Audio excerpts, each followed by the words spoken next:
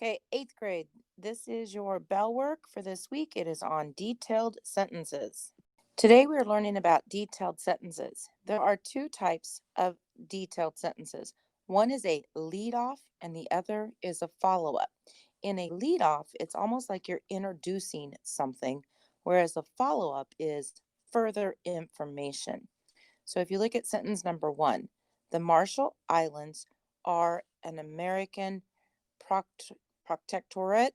I trouble saying that one. So this one is a lead off sentence because it's introducing it.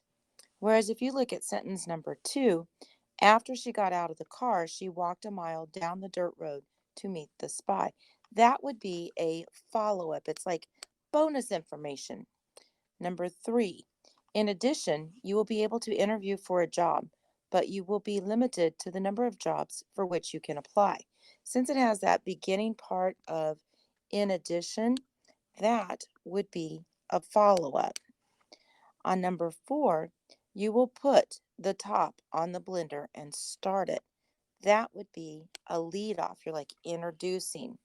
So if you notice the trend that is going on, we had an after in addition. If you look at number six, we have next. Seven, we have after.